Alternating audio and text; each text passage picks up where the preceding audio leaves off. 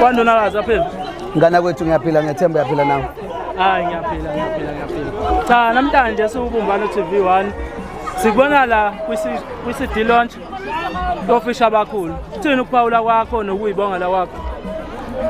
Angiqala nje ngibonge abathandi bomculo emhlabeni nje jikelele bese ngibonga qondisa kulaba esinabo la eThekwini okuyibona abashe bemukele mawukhona sikuveza kubona njengemcimbi lesibeke workshop.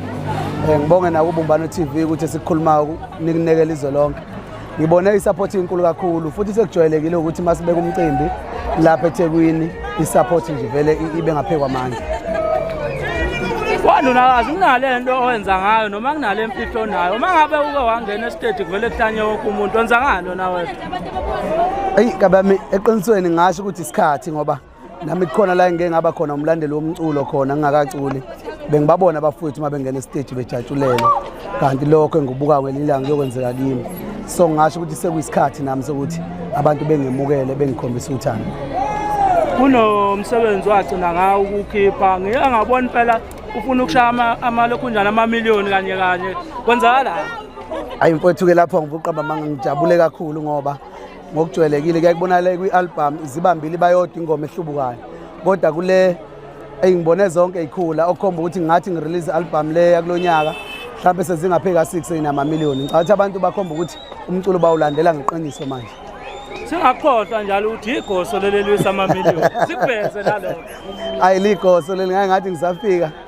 Ngathi mina zawethu bayangiphika emculweni. Bathi usaliwa kayeni umculi, bathi usaliwa uligoso. Babesho njalo kodwa ke namhlanje igoso likwazi ukuthi lenze izinto zenzeke. Cha Kwandonakazi zithini intelo zomsebenzi ozayo uza nini mangabe ukuthi ususeyinhlelweni usungenile studio?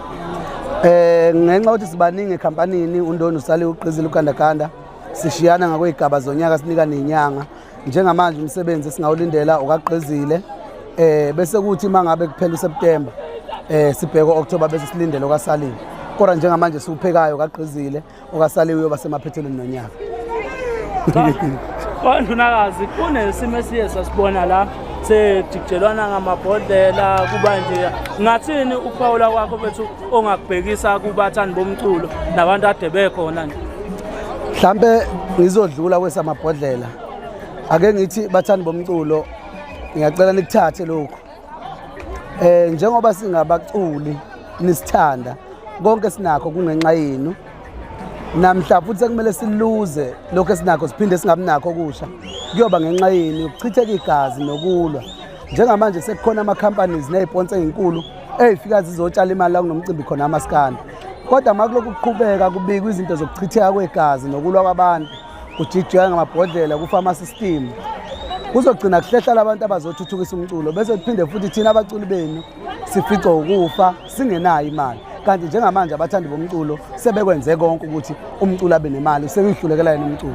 So ngicela ukusiqeda isihlava kulabo abakwazi bengilalele bekholele kumina bafowethu phansi ngeibhamu phansi ngokulwe emcimbini ake support abaculi kunezingane ezicula ezizeva kwethu esifisa ukuyibona kusasa nazo iphumelela kungagcini ngathi. Hayi Kwandonakazi uqedile ungathola cha siubumbano TV1 siyabonga mfowethu isikhathi sakho sekufisela inkathi emsebenzini wakho mfowethu.